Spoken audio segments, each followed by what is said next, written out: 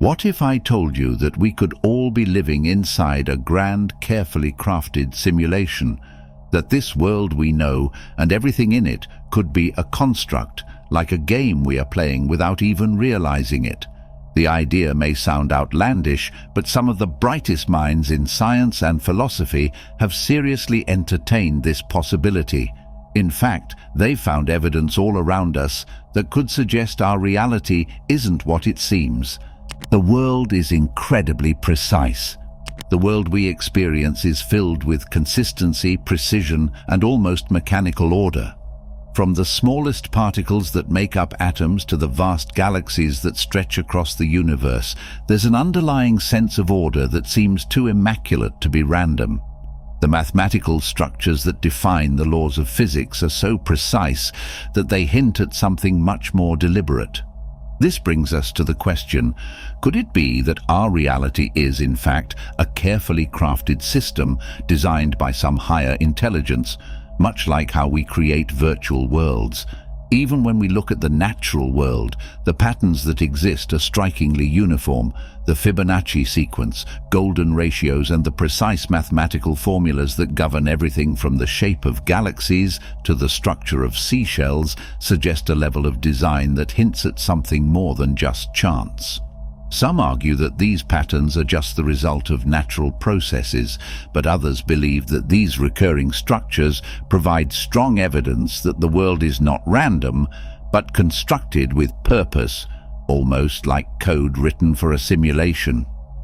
Another compelling piece of evidence can be found in the advancement of technology itself. As we continue to develop more sophisticated virtual worlds and simulations, we are inching closer to creating fully immersive, lifelike experiences. Virtual reality and artificial intelligence have shown us that we can, in fact, replicate and manipulate environments in ways that were once unimaginable. If humanity is already capable of creating convincing simulations, what's to say that we aren't living in a far more advanced version created by some greater force? Scientists like Nick Bostrom have argued that if it's possible for a civilization to reach a level where it can create hyper-realistic simulations, the chances are high that we are already inside one. After all, if a highly advanced civilization were capable of creating simulations, why would they stop at just one? It's more likely that they would create many, perhaps even an infinite number. And if there are more simulated realities than real ones, statistically speaking, we would most likely be living in one of those simulations. Even dreams, an experience we all share, offer a glimpse into the possibility of a simulated reality. When we dream, we are transported to a world that feels incredibly real, yet is entirely constructed by our minds. If we can create fully immersive realities in our sleep, what's stopping a more advanced intelligence from doing the same on a larger scale? Perhaps much like dreams, our reality is a temporary experience designed to teach us, challenge us, or help us evolve in some way. The deeper we dive into these concepts, the more it becomes clear that our perception of reality might be far more limited than we've been led to believe. From the perfect mathematical structures that govern the universe to the strange coincidences we encounter, and the advancements in technology that mirror the very idea of simulation, the evidence is all around us. It's not about fully accepting the idea that we're living in a simulation, but rather being open to the possibility that there is more to our existence than meets the eye. There's no better field of science to prove this than quantum physics, which has extensively proved the existence of the simulation. Quantum physics proves the simulation. The strange behavior of particles at the quantum level is one of the most eye-opening clues that we exist in a simulation. Particles can exist in multiple states at the same time, and they don't seem to settle into one state until someone observes them.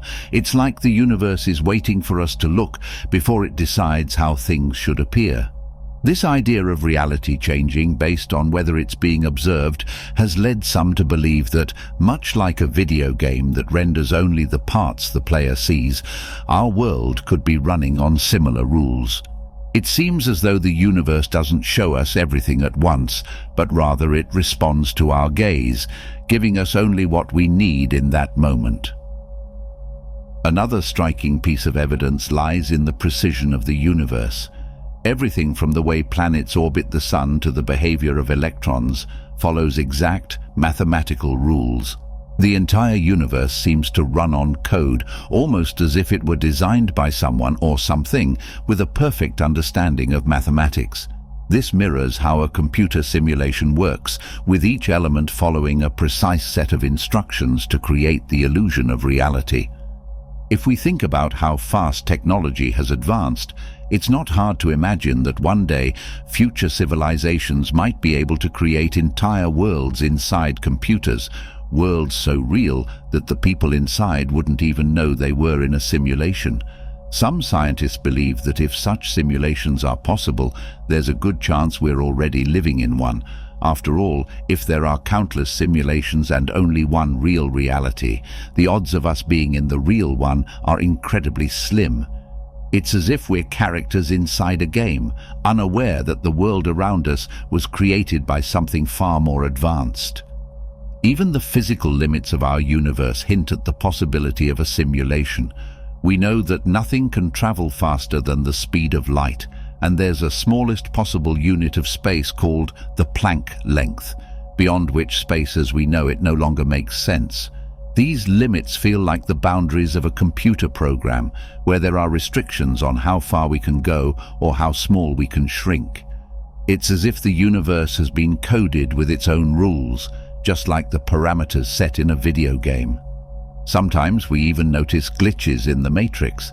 Many people have experienced a phenomenon called déjà vu, the unsettling feeling that they've lived a moment before.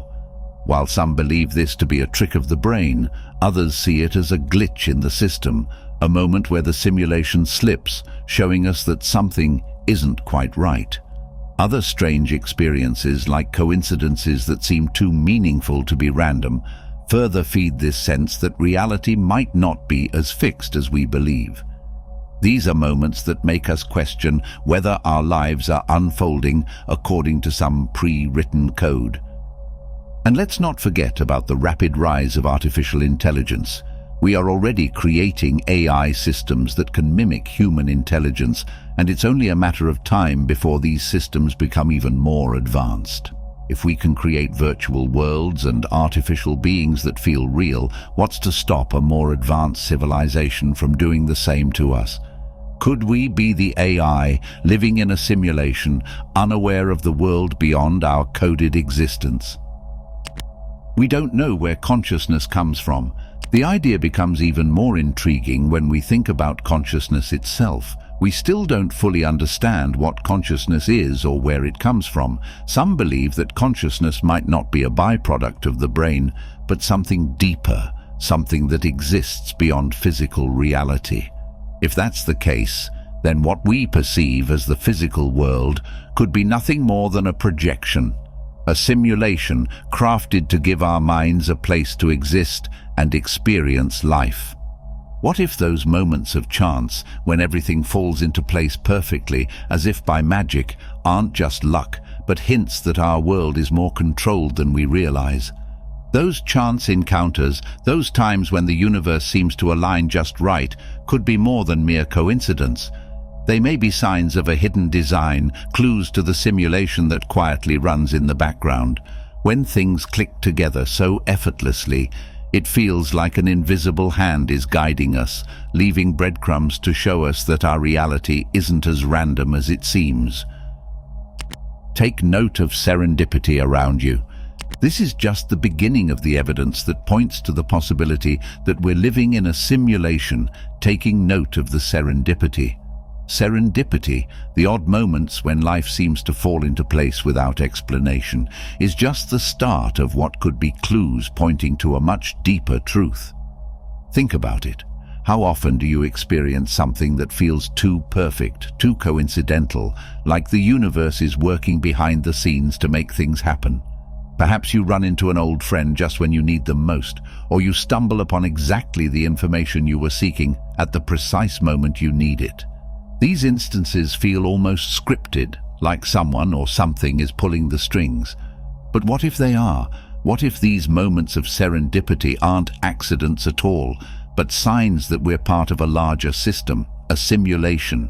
These coincidences may be deliberate, subtle hints that we're living inside a crafted reality, designed to keep us engaged, learning and growing. They're like little reminders that, just maybe, everything around us is carefully organized, that life follows a hidden blueprint we're not meant to fully understand. These experiences make us pause and question the nature of the world. When life feels too aligned, it's easy to dismiss it as mere chance. But what if it's part of a larger design? Could these perfect moments be the simulation revealing itself? Another philosopher who provides a compelling perspective on the idea of reality as an illusion or simulation is the 18th century German philosopher Immanuel Kant. Kant's work revolves around the idea that what we perceive as reality is heavily filtered by our minds, and we never actually experience the world as it truly is. Instead, we are only aware of appearances, what Kant calls phenomena. Kant's theory centers on the distinction between the noumenal world and the phenomenal world. The noumenal world refers to the reality that exists independent of human perception, the world as it truly is. However, Kant argues that we can never directly experience this noumenal reality because our senses and cognitive structures shape and limit what we perceive. The phenomenal world, by contrast, is the reality we experience, but it's always filtered and processed through our mind's faculties. The anthropic principle. While the notion of the universe being too perfect can be compelling, some would argue that this line of thinking overlooks a key concept in modern science, the anthropic principle. This idea suggests that we only perceive the universe as being perfectly suited to life because we evolved to fit within the conditions it provides, not because the universe was designed with us in mind. In other words, it's not the universe that is perfectly crafted for life, but rather life has adapted to the universe's conditions. Mathematics, science, and philosophy, critics argue, are merely tools we develop to describe and understand the world around us. They didn't emerge fully formed into a world that conveniently matched their principles. Instead, these disciplines evolved alongside our understanding of reality, shaped by the universe's conditions, not the other way around. From this perspective, the patterns we see, like the Fibonacci sequence or the golden ratio, are simply the byproducts of natural processes, not clues pointing to a grander design. However, even this explanation leaves room for further questioning. While it's true that life has adapted to its environment, we must ask, why does the environment possess such intricately precise laws in the first place? Why does the universe operate with such a high level of mathematical consistency, and why does our existence align so perfectly with these laws? Could it be that these laws, which seem so natural and unchangeable to us, are actually part of a larger, more deliberate system? Perhaps the anthropic principle doesn't dismiss the simulation theory, but instead provides more evidence for it. If we evolved within this system, designed to thrive under specific conditions, doesn't that sound a bit like a well-constructed simulation?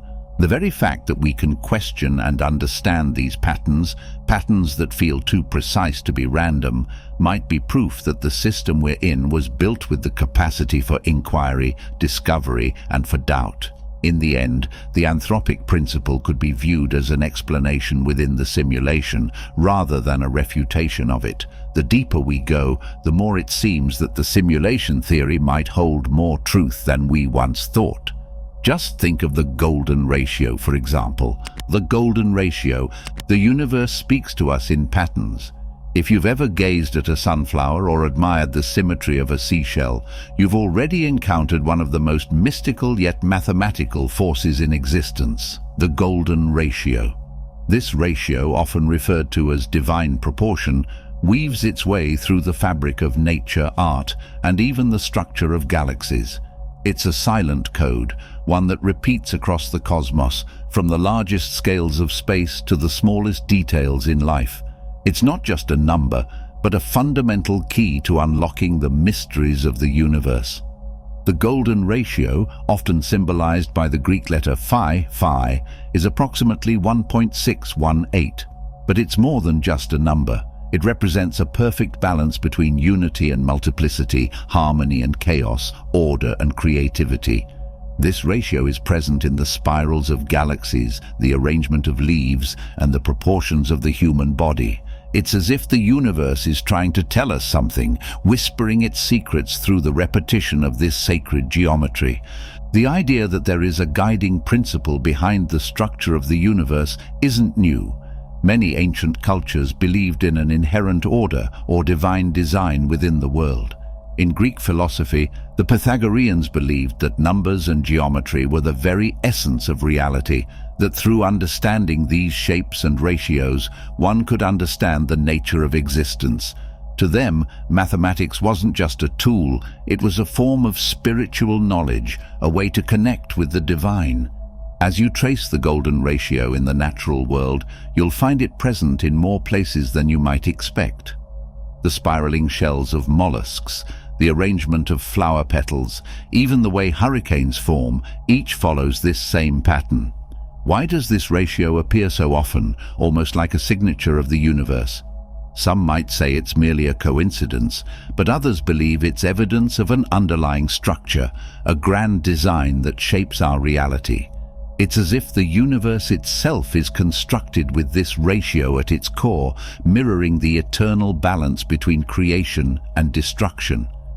Fractals, too, offer a glimpse into this hidden order. A fractal is a pattern that repeats itself at different scales, from the microscopic to the cosmic. Imagine a tree. Its branches split into smaller and smaller limbs, yet each branch resembles the whole tree in structure. The same pattern exists in rivers, coastlines, mountain ranges, and even the human circulatory system. This self-similar design, endlessly repeating across scales, suggests that the universe operates through a consistent set of rules that echo the essence of the golden ratio. It's fascinating to consider that ancient beliefs and modern science might both be pointing toward the same truth. In Hinduism, there is the concept of Brahman, the ultimate reality or cosmic spirit, which is believed to pervade all things. Brahman is said to manifest through the multiplicity of the universe, yet remains one, much like how the golden ratio represents both unity and diversity.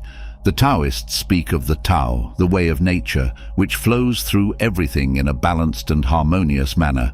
In this sense, the golden ratio could be viewed as a mathematical expression of these ancient spiritual ideas, a representation of the cosmic harmony that runs through everything.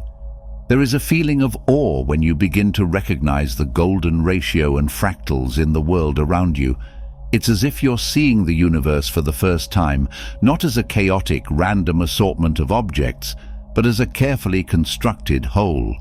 The patterns that once seemed random now appear intentional, as though there is a hidden force guiding them. This is where the spiritual meets the scientific, where divine proportion becomes not just an idea, but an experience. One could argue that the golden ratio is nature's way of expressing beauty and perfection. The ancient Greeks believed that beauty lay in proportion, and they used the golden ratio in their architecture and art to create harmony. Even today, architects and artists use this ratio, whether consciously or unconsciously, to craft spaces and forms that feel balanced, serene, and timeless. In Leonardo da Vinci's Vitruvian Man, we see the golden ratio in the human form, illustrating the perfection of our proportions. It's as if the universe has encoded this ratio into us, linking us to the greater cosmos in a subtle yet profound way. But why does this matter? Why should we care about a number or a pattern that repeats itself in nature? Because it points to something greater. It suggests that life isn't just random, that there is a deeper order, a reason behind the seeming chaos of existence. When you recognize this pattern, you begin to see the interconnectedness of all things, the way life mirrors the cosmos, and how we in turn reflect the universe within us. In this, the golden ratio serves as a bridge between science and spirituality, between the tangible world and the unseen forces that shape it. It reminds us that we are part of a greater whole, woven into the fabric of the universe itself. And when we begin to understand this, we open ourselves to a higher level of awareness, one that allows us to see the divine in the everyday and to recognize that the answers we seek might already be all around us, hidden in plain sight. Just as the golden ratio links the vastness of space with the intimate details of life, it also links us to the cosmos. The same divine proportion that spirals through galaxies runs through our veins, reminding us that we are part of something far greater than ourselves. This isn't a distant, abstract idea. It's the very essence of what it means to exist. When we recognize that we are connected to everything around us, every leaf, every wave, every star, we also begin to see how every action, every thought, and every choice reverberates through the whole. Life, in its intricate beauty, calls us to remember our place within this delicate balance. We are not isolated beings floating aimlessly. We are threads in the fabric of the universe, each of us contributing to the pattern of creation. In this recognition comes peace. The chaos of life, the struggles and uncertainties become easier to bear when we understand that we are never truly alone. We are part of a living, breathing universe that moves in harmony. The patterns that govern the stars also govern us, and they carry us along in their flow, reminding us that everything, every joy, every sorrow, has its place in the larger design. To live with this awareness is to live mindfully, to recognize the interconnectedness of all things. It's to embrace the truth that the same force that spins the galaxies also shapes our lives. And in that truth we find both purpose and peace, knowing that we are an essential part of the greater whole.